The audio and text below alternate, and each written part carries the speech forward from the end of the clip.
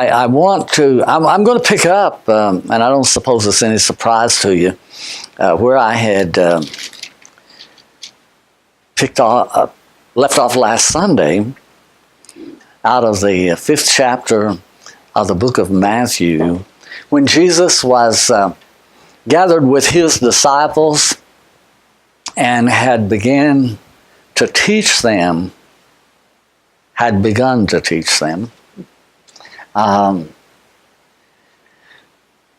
Some of the things that they were going to need as they went out and started preaching his word.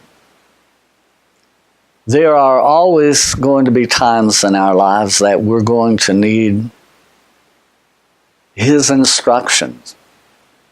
Always.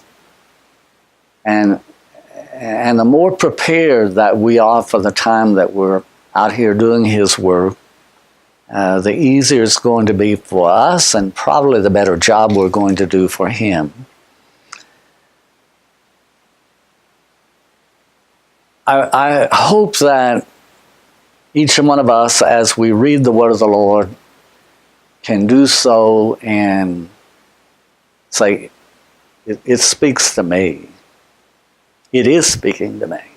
It is intended for me. And too often I think that we have this idea, well, that's applicable to everyone else, but it doesn't really apply to me. When in fact, probably many of those times it does apply to us.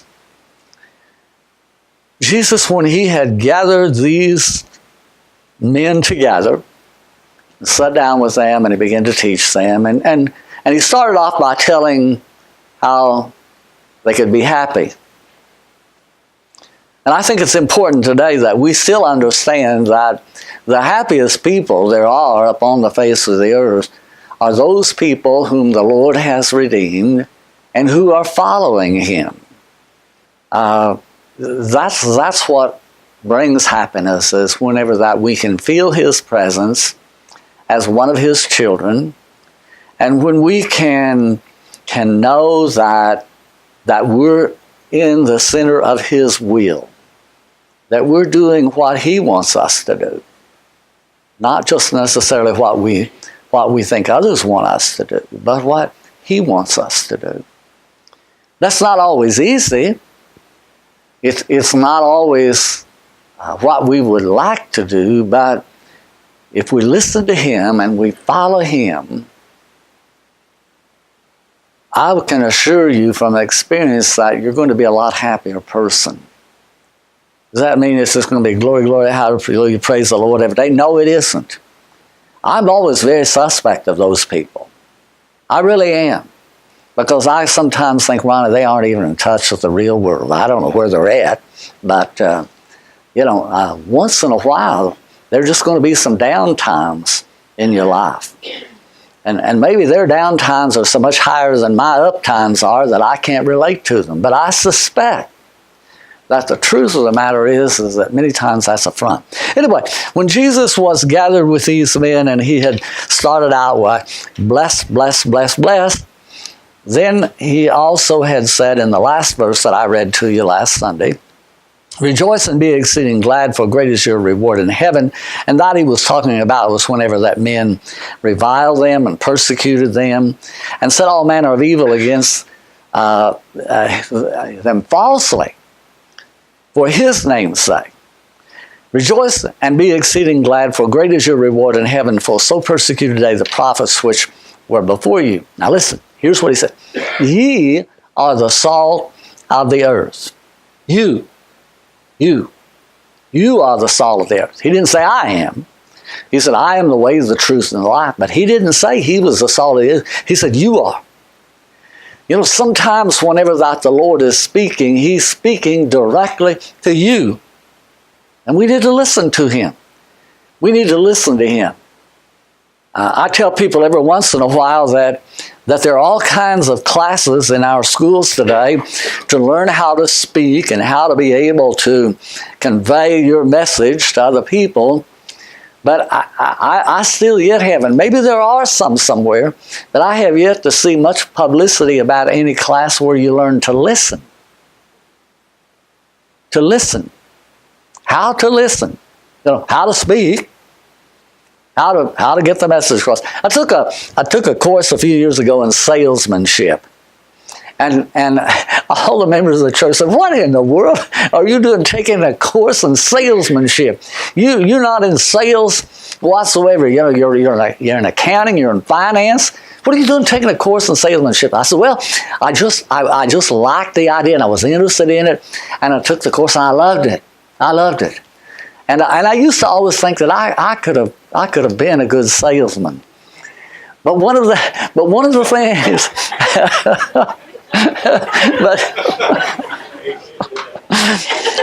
but one of the things, didn't expect that.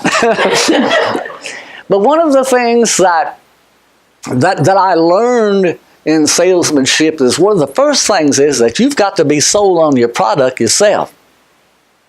And then I began to kind of try to relate that back to preaching. And you know what? I can't get up here and tell you about someone that I don't know anything about and be very convincing. But I can stand up here this morning and tell you about someone I do know about. I know him. I have walked with him. I have strayed from him. I have been in his good favor, and I've been out of his good favor. And so I can tell you a lot of things about him that probably most people don't understand. But the one thing that I can do is stand and I can make the best sales pitch of anyone in the world on my product, because I've got the best product there is that has ever been upon the face of the earth when I talk about the Lord and His salvation. Now, I know you don't want to call it a product, and I understand, but I hope that you'll follow with me here, that we're talking about, if you're talking about sales, that you're going to sell something. And you've got to be convincing. I used to, when I first began preaching, and I'm going to digress, I guess, a little bit here to begin with. But when I first began preaching, it was quite common among my preacher brethren, whenever that they got up, and say, "Oh, yeah, I really don't want to be up here today. Oh, man, I don't want to have to be up here and preach. I'm just here because I have to be." And people, "Oh, isn't that wonderful? God has just really got a hold of him." And I think, my Lord, if you feel that badly about it, why don't you just sit down or go on then? Nobody wants to hear you anyway. I understand, that played to a certain crowd. It still does. But let me tell you something. I'd much rather stand up here. There are some times I don't want to be up here. I'll be honest with you. There are some times I'd much rather be off doing something else or doing nothing. Or there are some times whenever that I just don't feel like preaching. Now, you've all heard me say there's anything I'd rather do. I love to preach. I always qualify it that when the Lord helps me. There's the qualifier in it. But there are some times whenever He doesn't give me much help. Now that's a fact. But you know what He said in His Word, what He said to me? He said, be ye instant in season and out of season. In other words, you don't just get to do it whenever you, quote, feel like it, and when you want to. You're expected and you're required to do it at all times. Be ye also ready, for in such an hour as you think not, the Son of Man cometh, He said on one occasion. We need to be prepared. We need to be ready.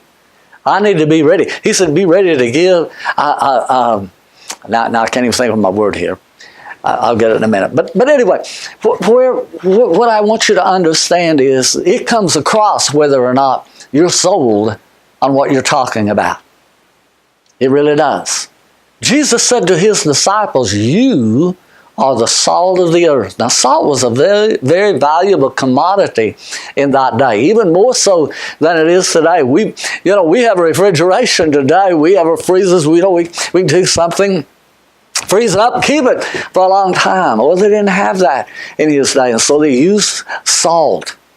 I was thinking as I was reading this again and thinking about the salt as a preservative, of how good that old salt brown sugar cured ham used to taste. You know, they took that, and my folks would butcher the hogs in the fall and the winter of the year, and my dad would get out there and cut up the meat, and then he would fix it, and he would cure it so that it would last, and we could carry it through then into the spring and the summer. And man, there wasn't anything, and still isn't anything taste any better than that as far as I'm concerned. And I was just telling them this morning, I could get along without meat the rest of my life, and I think I could. There'd be some times I'd kind of like to have it, but it's not that critical to me. Shirley isn't here this morning, Shirley Reno, but her mom was a person that she didn't think if you didn't have some bread, your meal wasn't going to be complete. And I've told the story on when she came to California, and we took her to a Mexican restaurant, and we ordered, and her food came, and she sits there, and she's sitting there, and we're all starting to eat, and she's still sitting there looking at her plate. And I said, Velma, something wrong with your plate? No, there's nothing wrong with it. I'm just waiting until they bring the bread. And I said, well, those tortillas are your bread. They aren't going to bring you any hot rolls. So anyway, but she was waiting, she had to have bread. Some people don't think they've got a complete meal if they don't have meat. So, but listen, now I'm being way off on my subject, and I'm watching my time, so I'm going to get you out of here. Jesus said to his disciples, you are the salt of the earth. You are. You know who God left?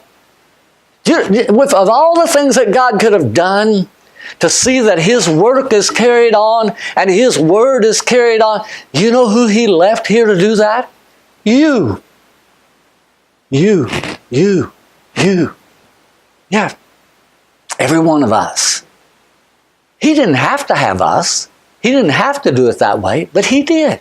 And he chose each of us as his children to carry on his work. He called me to preach his word. That's, plain and simple. He didn't ask me. He didn't ask you. But he chose you to work and to carry it on. You are the salt of the earth. You are the preservative. You are the one that's holding this thing together. You are the ones who are going to go out here, and you are the ones that they're going to listen to. He said, ye are the salt of the earth. But if the salt have lost his savour, wherewith shall it be salted? It is thenceforth good for nothing but to be cast out and to be trodden under the foot of men. What's he saying? When we've lost that zeal, when we've lost that fire, when we've lost that determination to go out here and to do what he wants us to do, we have no value. So, well, I'm doing a pretty good job of what I'm doing. I've had a very successful career and everything. I'm not talking about that. I'm talking about the Lord's work.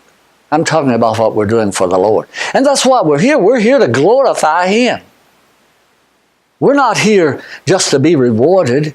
We're not here just to receive his blessings. We're here to be able to glorify him, to tell other people about him, and to sell them on the best thing there has ever been upon the face of the earth. And if we aren't convinced of that ourselves, I'll guarantee you it'll come across to them. It does. Now, when I spoke of those preachers a little while ago, I'm sure that you detected a little bit of disdain in my speaking of that I certainly do not approve of that, and I don't.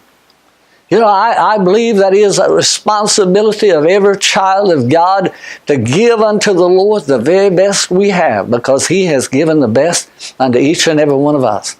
I believe he expects me to do the best. Paul said whenever he was writing, he said, for as much as in me is, I am ready to preach the gospel to you that are Rome also. We may not. I was thinking as Tracy was singing. I want you to know, I heard a preacher's daughter sing this week, and she had a beautiful voice. I thought I'd put Tracy up against her any day of the year. No, I mean that. I love to hear. You all know that. That's no secret. I love to hear Tracy sing. She has a beautiful voice, and God has blessed her.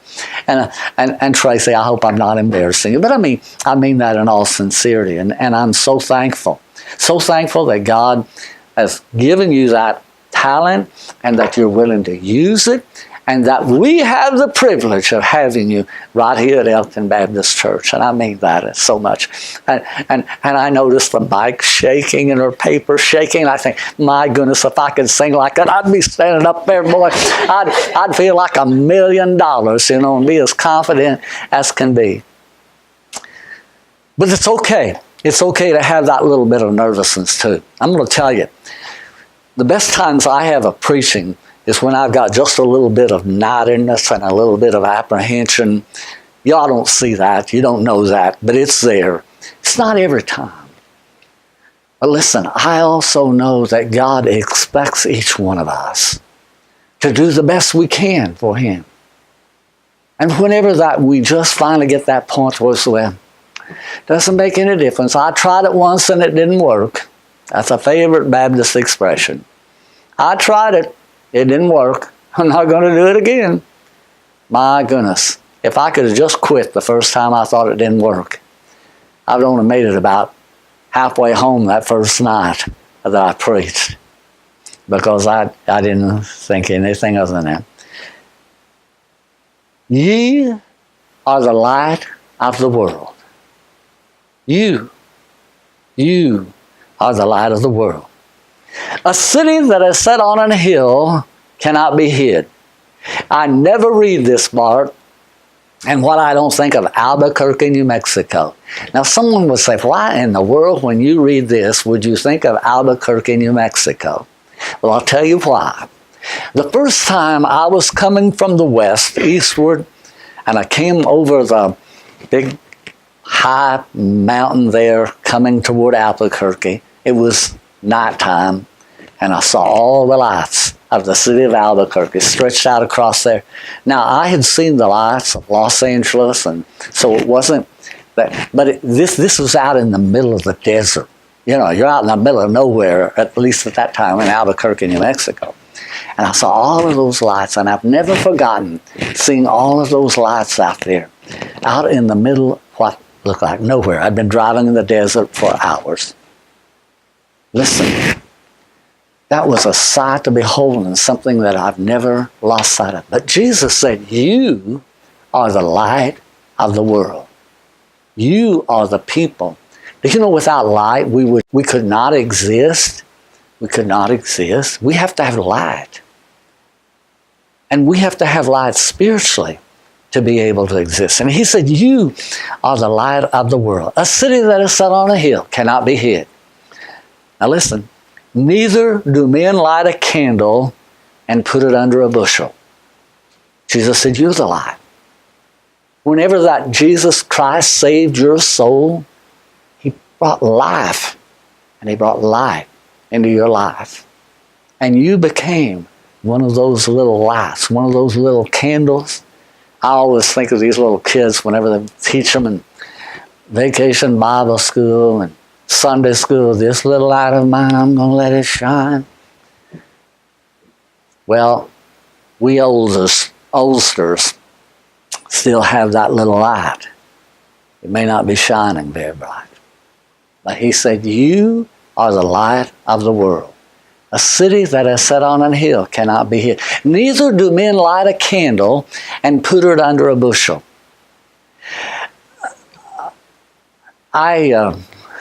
I'm amazed at how far we have come in my lifetime in our technology and everything, and I'm way behind on it. I know that, and much of it.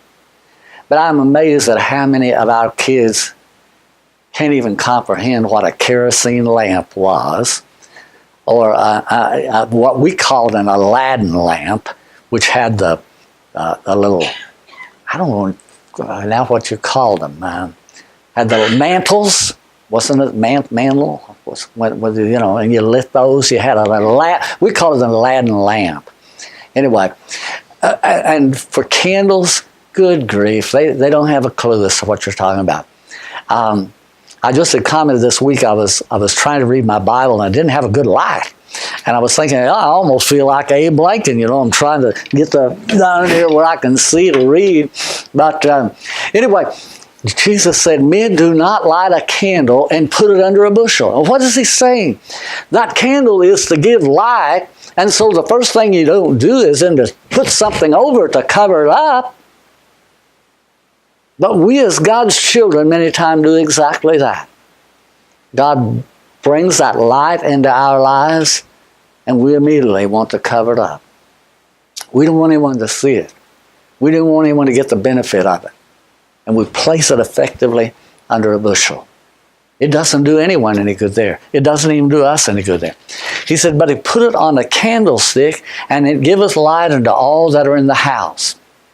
Now, every once in a while, you'll hear me when I'm preaching say, I do not believe that you can be saved and follow the Lord unless you follow him in the very first thing that he tells you to do, and that's to follow him in the ordinance of baptism. Because, oh no, he's after church membership. No, I'm not after church membership. I'm just telling you what the Bible says. And the first thing that you have to do, after that candle has been lit, is place your light on the candlestick. What is the candlestick? Go over in the book of Revelation, and the answer is there. See, sometimes we have to look more than just at one word and one place to be able to understand what he's talking about. Whenever Jesus said, men do not light a candle and put it under a bushel, but put it on the candlestick, what is he talking about? He's saying, whenever I save the individual and light comes into his life, he's supposed to let that light shine. And to do that, you place it up on the candlestick. It gives a lot more light than if it's covered up under the bushel. It's of no value to anyone under the bushel. Doesn't do anyone any good. Is it out? No, it's still lit, but it isn't helping anyone. Place it up there on the candlestick. I always think of weddings, candelabras, and they've got so many of them, I guess you could just have, we use a lot of times what they call the unity candle in a wedding ceremony, and then I've now found out we use the sand quite a bit, and so we've got all these additional ceremonies that go along with the old traditional ceremony, and some of them are quite non-traditional anymore, but anyway, Jesus said, men don't put a candle under a bushel, but on a candlestick, that it may give light. And so it lets their light shine. And he said, and it giveth light unto all that are in the house. Let your light so shine before men, that they may see your good works. What's he saying? He's saying, let your works be seen. Your good works be seen. Now, don't stop on me there. And glorify your Father which is in heaven. A little later, he's going to say to the disciples, now don't be like some people are, who they want their works to be seen, but they want their works to be seen that they might receive glory, and that they might be glorified. And Jesus said, and they have their reward. Yeah. But he said, no, you don't do these things to be seen of men. You do these things to glorify our Father. My responsibility, my job is to preach to you the word, to let my light shine before men that they may see the good works and glorify God, our Father which art in heaven. Yeah. There's nothing that pleases me more than to be able to tell people about the Lord. I mean that. I love, as I've said, to preach his word whenever his Spirit will help me. I love to do it. I can see how that being a salesperson could be very addictive. Yeah. Now, some of you have been in sales, so you know what I'm talking about. And there is a difference in a salesperson than in some little person who's working in a store who comes, may I help you? That's not selling. Bill here, probably be my best source for salesmanship, but that's not salesmanship, is it, Bill, to just say, may I help you? You're not going to sell much that way. You're probably going to broke. We have a great and wonderful responsibility to tell other people about the greatest there is upon the face of the earth. And we need not be hesitant. You don't have to give any money back guarantee on it, because I'll guarantee that once a person has him, they're never going to want to not have him. I've never in all my years of being saved, and I've been preaching the gospel, and I'll put this out again today, and I'll put it out many, many times. I have never yet had one person who has ever truly been saved come to me and say, I'm sorry, the Lord saved my soul. Never had it happen. Now, if you're here and you can do that and you want to be the first, you just come right on after the service and you tell me that I'm sorry he saved me. I'll have some questions probably for you. But the second thing is, don't come to me and say I've acted sorry, because every one of you will have to come. But you understand what I'm saying. We've got the best there is when we got the Lord.